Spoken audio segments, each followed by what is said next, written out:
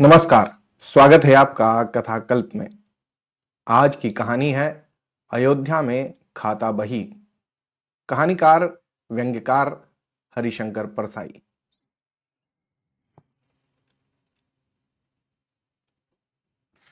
पोथी में लिखा है, जिस दिन राम रावण को परास्त करके अयोध्या आए, सारा नगर दीपों से जगमगा उठा। यह दीपावली पर्व अनंत काल तक मनाया जाएगा। पर इसी पर्व पर व्यापारी बही खाता बदलते हैं और खाता बही लाल कपड़े में बांधी जाती है। प्रश्न है, राम के अयोध्या आगमन से खाता बही बदलने का क्या संबंध, और खाता बही लाल कपड़े में ही क्यों बांधी जाती है? बात यह हुई कि जब राम के आने का समाचार आया तो व्यापारी वर्ग में खलबली मच गई। वे कहने लगे, सेठ जी, अब बड़ी आफत है। भरत के राज में तो पोल चल गई, पर राम मर्यादा पुरुषोत्तम है। वे टैक्स की चोरी बर्दाश्त नहीं करेंगे।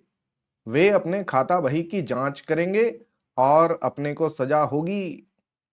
एक व्यापारी ने कहा, भैया, अपना तो नंबर 2 का मामला भी पकड़ लिया जाएगा।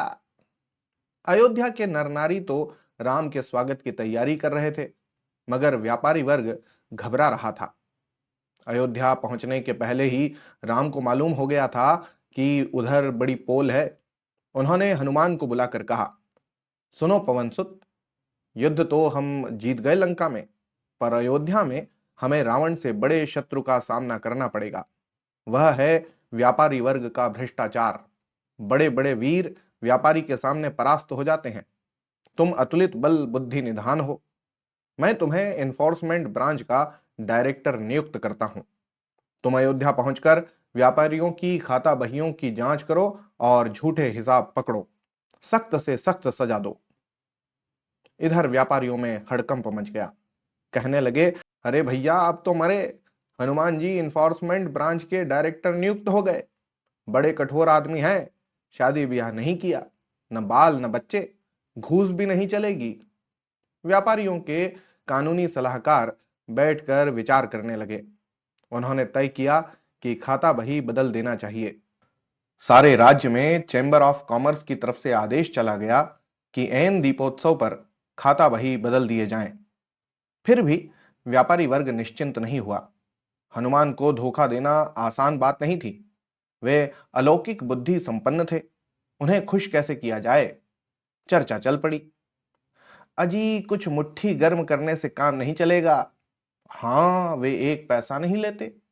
वे न लें, पर मेम साहब, अरे उनकी मेम साहब ही नहीं है। साहब ने मैरिज नहीं की, जवानी लड़ाई में काट दी। अरे कुछ और शौक तो होंगे, दारू और बाकी सब कुछ। अरे भैया, वे बाल ब्रह्मचारी हैं, काल गर्ल को मार कर भगा देंगे। कोई नशा नहीं करते, संयमी आदमी है। तो क्या करें फिर? तुम ही बताओ, अब क्या करें? किसी सयाने वकील ने सलाह दी, देखो, जो जितना बड़ा होता है वह उतना ही चापलूसी पसंद होता है। हनुमान की कोई माया नहीं है। वे सिंदूर शरीर पर लपेटते हैं और लाल लंगोट पहनते हैं। वे सर्वाहारा हैं और सर्वाहारा के नेता। उन्हें खुश करना आसान है। व्यापारी खाता बही लाल कपड़ों में बांध कर रखें। रातों रात खाते बदल गए और खाता बहियों को लाल रंग के कपड़े में लपेट दिया गया। अयोध्या जगमगा उठी। राम सीता लक्ष्मण की आरती उतारी गई। व्यापारी वर्ग ने भी खुलकर स्वागत किया। वे हनुमान को घेरे हुए उनकी जय भी बोलते रहे। दूसरे दिन हनुमान कुछ दरोगाओं को लेकर अयोध्या के बाजार में निकल पड़े। पहले व्यापारी के पास पहुंचे। बोले, खाता बही निकालो, जांच होगी। व्यापारी ने लाल बस्ता निकालकर आगे रख दिया। हनुमान ने देखा, लंगोट का और बस्ते का कपड़ा एक है। बहुत खुश हुए। बोले, मेरे लंगोट के कपड़े में खाता बही बांधते हो? व्यापारी ने कहा, हां बल बुद्धि निधान, हम आपके भक्त हैं, आपकी पूजा करते हैं, आपके निशान को अपना निशान मानते हैं। हनुमान गदगद हो गए। व्यापारी ने कहा, जी बस्ता खोलूं? हिसाब की जांच कर लीजिए। हनुमान ने कहा, रहने दो, मेरा भक्त बेईमान नहीं हो सकता। हनुमान जहां भी जाते लाल लंगोट के कपड़े में बंधे खाता बही देखते। वे बहुत खुश हुए। उन्होंने किसी हिसाब की जांच नहीं की। रामचंद्र को रिपोर्ट दी कि अयोध्या के व्यापारी बड़े ईमानदार हैं। उनके हिसाब बिल्कुल ठीक हैं। हनुमान विश्व के प्रथम साम्यवादी थे। वे सर्वहारा के नेता थे। उन्हीं का लाल रंग आज के साम्यवादियों ने लिया है। पर सर्वहारा के नेता को सावधान रहना चाहिए कि उसके लंगोट से बुर्जुआ अपने खाता बही न बांध लें। बड़ा छोटा सा व्यंग है, लेकिन कहां से कहां बात जुड़ती है।